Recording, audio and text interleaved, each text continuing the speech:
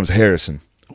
He's the next guy. Everybody called him Old Granny because he was too much of a geezer to run. So on his inauguration, he was like, I'm going to prove to everyone how tough I am. Yeah. It was freezing cold and raining. He had like an 8,000 word inauguration. Yeah. He got pneumonia and died. He died. He was like a few months. He died immediately. Like Shortest term. Died. Damn. Shortest term. Never didn't have a minute of acting as trying to president. prove he was tough. Got sick the first day Died immediately. and died a few months later. What? Yep. G. That brings us to Tyler. He did nothing. Tyler was His general, party abandoned right? him. No, I'm thinking of Taylor. He was Harrison's vice president. So he Harrison stepped down. dies. The one thing he did do is set the precedent that the vice president stays as president. Nice. So everyone was like, "What? We don't know what to do here. The president's never died. Do you take over as an interim guy until we find a new guy?" And he was like, "No, I'm just the president." I'm the president. And enough that his party hated him for that. So his own party abandoned him. They didn't Why? put him up for re-election. Well, because they thought they should be able to choose put, another guy. They wanted to be able to put another stronger guy. Yeah. So he stayed. He had no parties supported him. He got nothing done. He was never up for re-election It again. must have been awkward. That brings us to our guy, though. This is who I wanted to get to. Polk, dude. Turns out Polk's the man. Really? Yeah. Dude. I know nothing about Pope. No. He was one term because he was a dark horse out of nowhere, and he promised everybody in his party, I'll only do one term. That way, some of you guys that are good, that are getting ready, you can take over. I promise to do one term. When he was running, his opponent's slogan was, "Who is James K. Polk?" Like, people were talking shit. As soon as he got in, oh, this is good. He was a tiny guy. He was 5'8", which was like, That's really small. yeah, he was 5'8", and when he got in, his wife was the one who came up with, they got to play Hail to the Chief every time you come in a room to give you some respect. Give him a little, yeah. Yeah, so that's why that happens. Nice. So right away, Polk starts going But it was wild. kind of a joke. It's like if a midget walked in. Yeah, like, Everybody goes, it's just a little guy. No, Polk's a beast. Immediately, he starts fucking with the British about Oregon. So they have the Oregon Territory Yeah. out there, which is just beaver hunting. Everybody's, beaver hunting. We're doing a little bit of What do that you in mean? Nash Vegas. What do you mean? Maybe he's trying to get pussy. About pussies.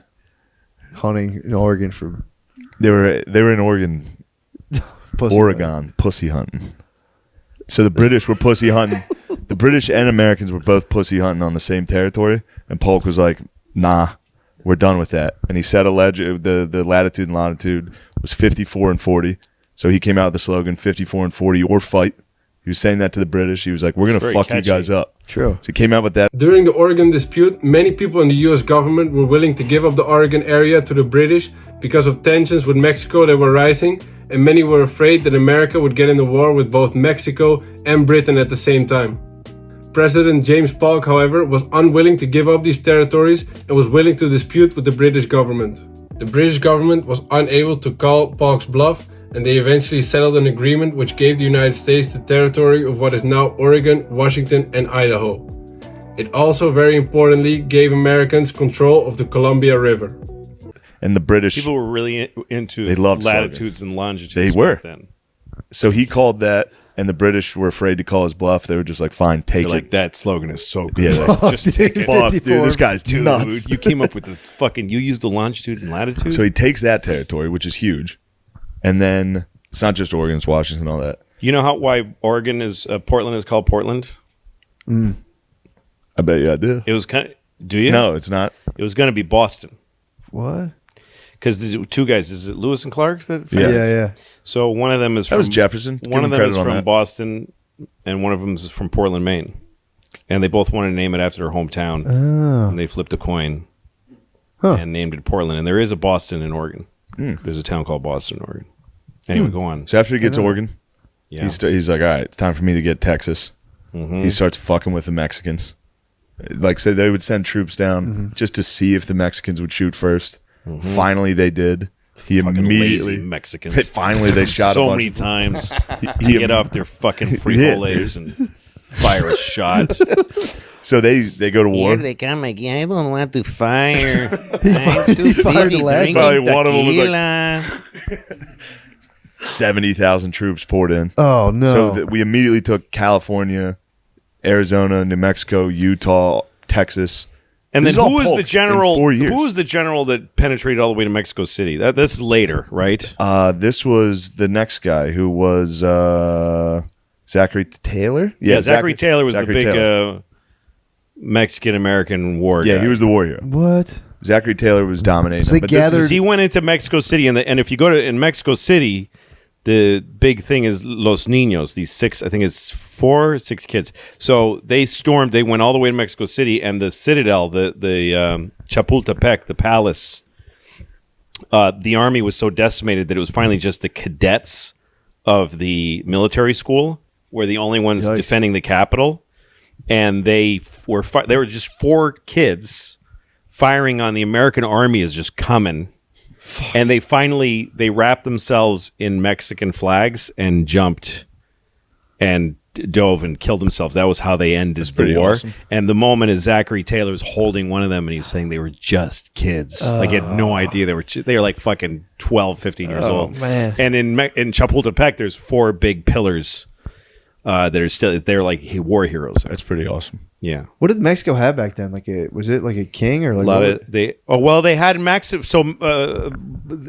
what was going on all these years, Napoleon assumed that the South would win the Civil War eventually, that there would be Europe always bet on the South because the South was a aristocratic America. It was about plantations and old families, and that's a European. They loved Europe in the South. The North was always against Europe and wanting to start something new. So during the Civil War, Maximilian was just a Habsburg. But the way kings worked back then, there were some royalty factories. So the Habsburg family, who I think were like Flemish or whatever the fuck. They just had like a cousin of a king. They went, Maximilian and his wife, they're like, you guys take Mexico. So the Habsburg dynasty was a royal German family and one of the biggest dynasties of Europe from the 15th to the 20th century. As dukes, archdukes, and emperors, the Habsburg ruled Austria, Hungary, Spain, and Germany. Then, Maximilian I also acquired the Netherlands, Luxembourg, and Burgundy through marriage. Maximilian I was also Emperor of Mexico, but when the American Civil War ended, America demanded the withdrawal of troops from Mexico on the grounds that their presence there was a violation of the Monroe Doctrine. Maximilian, however, fought against the Americans, but eventually lost and was executed by a firing squad instead of beheading on June 19th of 1867. So Napoleon sent French troops to Mexico and installed Maximilian, but then Which is what Cinco de Mayo is. yes, and then the Mexicans finally overran because when we lost the Civil War, when we lost the Civil War, I don't know what made me say that. No, when the South lost the Civil War, Napoleon was like, all right, fuck this. Well, And wait, he just- Napoleon was gone for this. or whoever the French Yes, pulled their well, there was like 3 Napoleons. Oh, true. right. I think it was a later Napoleon Wow. Yes. pulled support, Yeah. and Maximilian they beheaded him. Fuck. They fed peyote to his wife and sent her home. And there's some little village somewhere in like the Netherlands where they tell you like she's going to come get you because she would run in the streets. She went insane. She would run the streets screaming. And they tell kids if you don't get to sleep because she comes out at night. If you don't go to sleep, she's going to come get God. you. So Yeah, that's she how must far. have- That's how far in Mexico. Dude, if I'm they- sorry to derail you, No, but it's so crazy. No, that's so great. Zachary. So you were still at Polk and then Taylor. Polk, but still. So one thing that was cool was when Polk was instigating this war with Mexico. You got to cut that part where I say we lost. No, that's cut good. that. I don't That's know what good. You made me say corrected that. it immediately. This is pretty sick. So Polk was up there like they're fucking with us. They shot at our troops. An old one-term senator from Illinois at the time stood up and said, "Were we on their territory when we shot him?"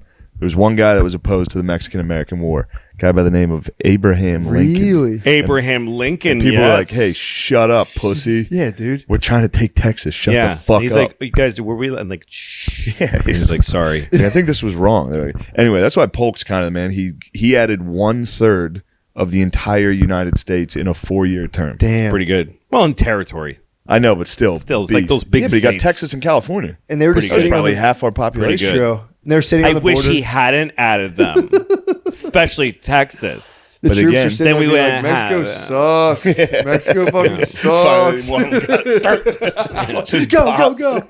oh shit, run, they're pissed. Yo, Mexico's gay. Again, that was a smashing. America destroyed Mexico. It was mean. It was mean. Yeah, that's not nice. Then this is good. Polk, he was working his tail off. His tail. He was tired.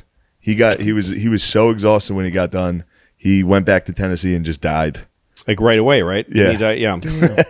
He was like, that was too much. I That should was have done a all lot that. of work. Yep. Just died. Los Niños were 6 Mexican military cadets who were killed in the defense of Mexico City during one of the last major battles of the Mexican-American War on the 13th of September of 1847. They were all between the age of 13 and 19. The date of the battle is now celebrated in Mexico as a holiday to honor their sacrifice. Cinco de Mayo celebrates the Battle of Puebla in 1862, where they were victorious against the French troops of Napoleon III. So that was all for today. I hope you guys enjoyed. If you did, please check out the links in the description to Matt and Shane's Secret Podcast. Go and check out their Patreon. And also I'll leave a link to the podcast with Louis CK so you can check it out for yourself. And if you have any suggestions for future videos, please let me know down below in the comments. And I'll see you on the next one.